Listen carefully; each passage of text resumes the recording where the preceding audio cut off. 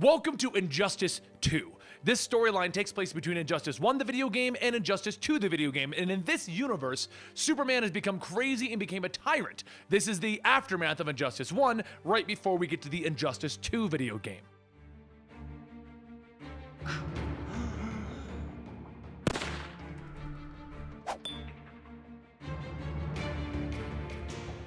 We last left off the Injustice universe, they had yet another insane adventure. With Superman in prison, Ra's al Ghul had begun preparing to cull the entire planet. Batman decided that his group needed some metahumans to help prepare for anything that might be coming, and they discovered that the Titans were still alive, locked in the Phantom Zone. So they went there, and they freed them, and they lost Tim Drake right away. Zod came through the portal, killing Tim and going on a rampage, but it was Raz's robot, Amazo, that killed Zod. After all of that, Batman walked into the hospital to the recovering Wildcat and told him that he needed help before pulling out Wildcat's life support. The doctor rushes into the room with the alarms blaring.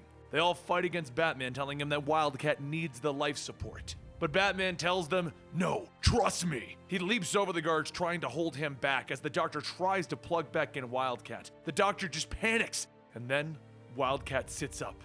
Batman apologizes to him, telling him that one of his 9 lives are gone. "I'm sorry about that, but I need to know where Charles is hiding." Batman and Wildcat get him and they bring him to the Fortress of Solitude, where they see the body of General Zod on ice, missing its head. Using Harley as the nurse and Green Arrow's kryptonite arrow, they prepare for the surgery that's going to be happening. They bring Connor Kent out of the Phantom Zone and he smiles, getting to see Ma and Pa Kent again. Then he hits the ground in pain from his heart problem. As he's put onto the gurney by Harley, he asks Batman how Tim's doing. Where is he? Batman tells him Tim's been sent on a mission. He asked to go. He wanted to get right to it and figure things out. Connor just smiled, telling him that that's Tim for you. And as Batman walked away, Cassie looked at him asking, "Really?" Batman told her, "The kid is already suffering from a broken heart. He doesn't need to know that his best friend has been lost before we're able to fix the first problem." They get to work right away and they cut him open, replacing his heart with General Zod's heart. And as he blinks, opening his eyes in the cold open air of the Arctic, we have the return of Connor Kent, of Superboy. But while this was happening, Black Adam made a play. He freed Wonder Woman with the help of Kara Zor-El, and it is now time for Wonder Woman's band of rebels to train the daughter of Krypton. Black Adam hits the ground as they call out to Kara to stomp on his testicles. She pauses for a moment, thinking that this is a bad idea, and he trips her and pins her to the ground, showing her that she should never hesitate in combat. Diana walks over, telling her that she shouldn't hesitate even with Black Adam. He is the only person that she can train against without hurting. Kara brings up fighting Diana, but Diana smirks. "I would crush you like a bug." Diana explains that she would not be holding back. That was her cousin's problem. He grew up so strong that he never learned to fight. She needs to be prepared to fight for peace. If she wants the peace in the world to remain, she must train. While this is happening, Jaime Reyes and Booster Gold are off training themselves. Floating in the air, Booster tells Jaime to focus. Jaime tells him Ted had battle bots for training. And Booster does his usual smile and he tells him, "Ted had billions of dollars. We have tires." Jaime does what any questioning child would do. "Am I going to be fighting tires, Booster?" "No, there won't be any fighting if you just let them win. They're tires. They are representational." "Of what?" And Booster throws a tire at Jaime's head, bouncing it off of him. "What was that?" "That was Darkseid." "Darkseid's what? His fist? His Omega beams?" "His tire." While this little interesting training session is happening, Skeets flies up to alert them that someone has arrived at Booster's trailer. So they all go back to where the lawyer of the now deceased Ted Kord is standing to play a video. Out of the video pops a hologram of Ted Kord telling Booster that he now owns everything that Ted Kord owned. He owns Kord Industries. Booster's face is in shock, and then there's a sudden click as the hologram informs him that the photo of his surprise has now been sent to every superhero that he knows. Booster face palms, telling the hologram, "You bastard." Jaime then listens as the hologram informs Booster that there's this kid. He's been training him, and he's been looking after him. "Booster, can you keep an eye on Jaime for me? Train him to be the superhero that we should have been? I realize this is big, Booster, and I always rib you for being useless, but I never really thought you were. I trust you to step up. Love you, man." Back with Black Adam, Kara, Diana, and Damian, they get word that a city in Arizona has been completely decimated with no survivors from Ra's al Ghul's attack. Seeing this, Damian decides that it's time to return to his grandfather's army. He needs to know what happened. Why were so many people killed? He leaves, but not before telling Kara some final words of advice, as she has turned to him as a friend. She wanted him to stay, but he told her he couldn't. Because one day, you'll spread your wings. You'll leave your tower. When you're ready, nothing will stand in your way. Rapunzel will cut her hair. and you'll show the world what you can be. See ya, Supergirl. She took those words to heart, returning to her room to prepare her new image. She gave herself a haircut and opened up her hoodie to reveal the crest of the family, the House of L.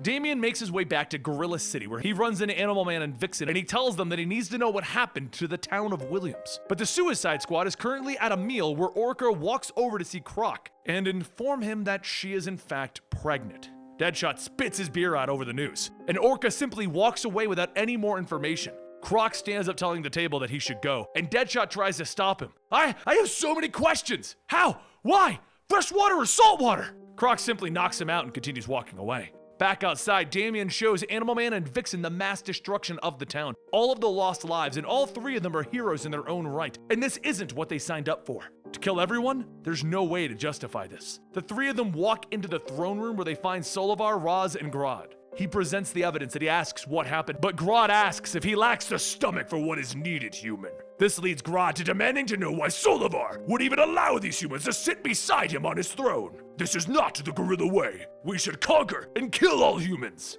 Animal Man tries to defuse the situation, telling Grodd, "Calm down, man," and Grodd backhands him, shouting, "I am no man."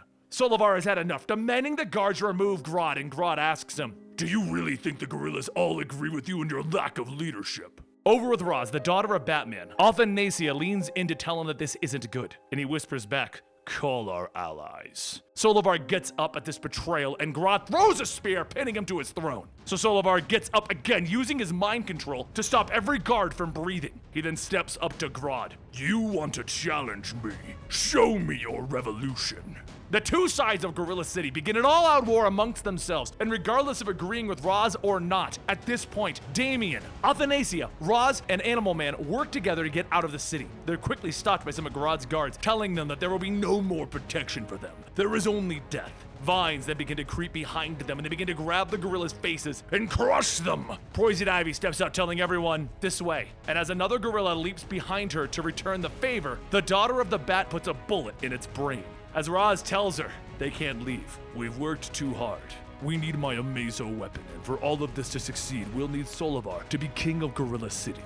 They ask what they do, and Roz tells everyone that he has planned for this since they arrived. They just need Amazo.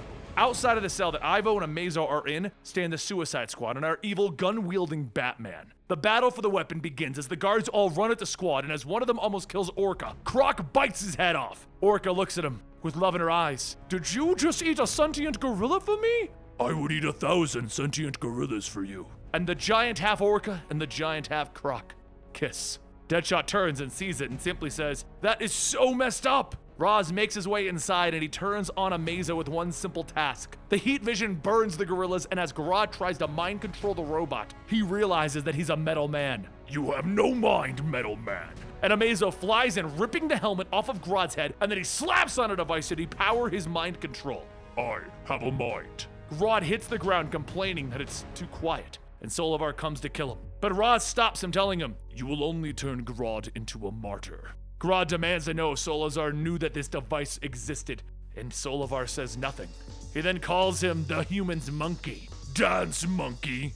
Grodd and his helpers are sent into the forest in exile, and then Amazo is sent on his first true mission, with everyone on Roz's side once again. And there you have it, another cliffhanger right here at Injustice 2. Now, I do apologize for the delay on this. What happened basically was in that other video where I said we overworked, that's where the problem with Injustice 2 came out. But we are now back on track. We feel great. We are energized here at the Comicstorian office. Audience, you guys are the audience. This is the office. We didn't flip that. You don't have to make a video. This is not your job. This is my job. Anyway, guys, I will see you next time right here at Comicstorian. Don't forget, you can join our amazing community over at Discord. The link to that is down below. I have nothing else to say. I'm awkwardly standing here. Goodbye. Talk to you on Twitter or Discord.